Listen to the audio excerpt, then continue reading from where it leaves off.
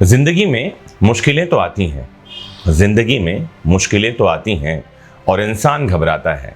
सोचता हूं पता नहीं कैसे हजार कांटों के बीच एक फूल मुस्कुराता है। नमस्कार दोस्तों, संडे मोटिवेशन मंत्रा में आप सभी का स्वागत है और एक बार हम फिर से संडे की सुबह 7 बजे जुड़ गए हैं मोटिवेट होने के लिए।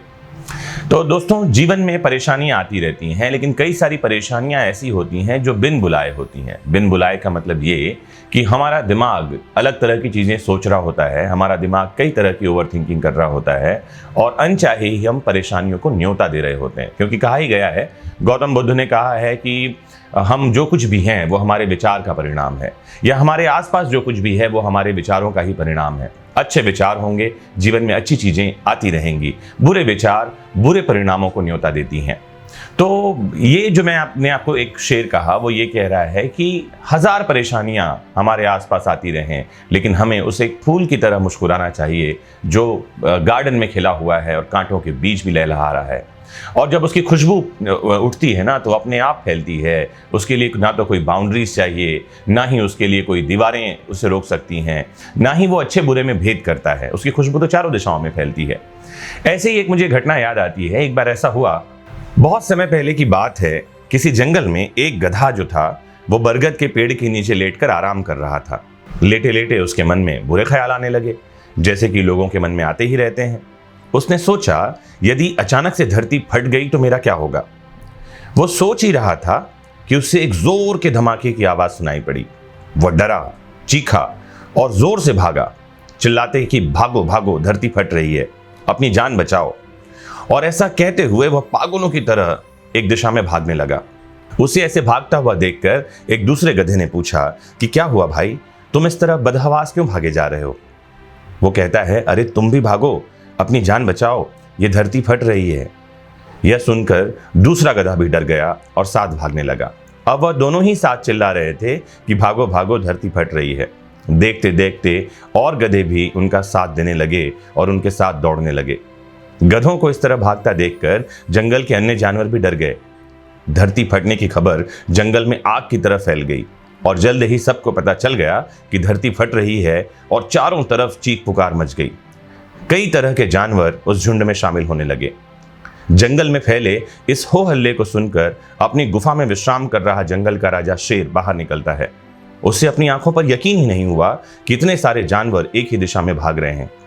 वह उछलकर सबके सामने आया और गूंजती हुई आवाज में दहाड़ कर बोला, क्या पागलपन है ये, कहां भागे जा रहे हो तुम सब। एक गधे ने उत्तर दिया और कहा, महाराज, धरती फट रही है, आप भी अपनी जान बचाइए और हमारे साथ भागिए। शेर समझदार था। उसने प्रश्न किया कि तुम्हें कैसे पता कि धरती फट रही है। तब सब ने एक दूसरे की तरफ इशारा करते हुए कहा कि मुझे इसने बताया, मुझे उसने बताया। अंत में उस गधे की तरफ इशारा किया गया जिसने सबसे पहले कहा था कि धरती फट रही है। शेर ने उस गधे से पूछा, बताओ तुम्हें कैसे पता चला कि धरती फट रही है। वो गधा शेर को उस जगह तक ले गया जहां बैठकर वो आराम कर रहा था और शेर उस जगह को देखकर हंसा और मुस्कुराया। उसने सभी को कहा कि भाइयों, ये बैठे बैठे खाली दिमाग में उल जलूल चीज़ें सोच रहा था। इसको लग रहा था कि ऐसा ना हो कि धरती फट जाए, पूरी दुनिया समाप्त हो जाए। और हुआ ये कि ठीक उसी समय बाजू के इस पेड़ से एक बड़ा सा नारियल गिरा। नारियल के गिरने की आवाज़ को उसने समझा कि धरती फट रही है। नारियल पत्थर पर गिरा, उससे गुबार उठा और ये दौड़ने लगा। दोस्तों, बड़ी प्यारी सी कहानी है ये। और इस कहानी से हम क्या सीख सकते हैं कि अफवाहों से हमें बचना चाहिए। अपने जीवन में बिना मतलब की परेशानियों को पैदा करने से बचना चाहिए। और अगर मान लीजिए कोई परेशानी आ भी जाए तो समझिए ये वो उन कांटों की तरह है जो फूल के साथ लगे रहते हैं।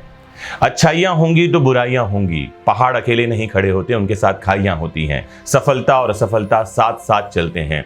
अगर आप किसी एक को चुनना चाहते हैं तो आप गलत कर रहे हैं, क्योंकि कहा जाता है every coin has its two sides. हर सिक्के के दो पहलू होते हैं। सुख और दुख एक साथ आते हैं। कहा भी गया है कि दुख सीता की अग्नि परीक्षा है और सुख सीता संग राम मिलन है। मतलब ये कि पहले दुख आएगा तो फिर सुख आएगा, दिन के बाद रात होगा, रात के बाद दिन होगा, यही नियति है।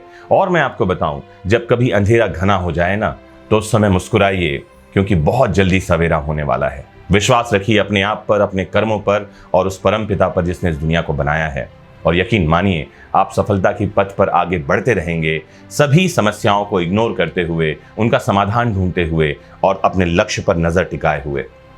मोस्ट इंपॉर्टेंटली जुड़े रहना है आपको अपने फेवरेट प्लेटफॉर्म विधिक शिक्षा से। मोटिवेट होते रहिए, शेयर करते रहिए। नमस्कार।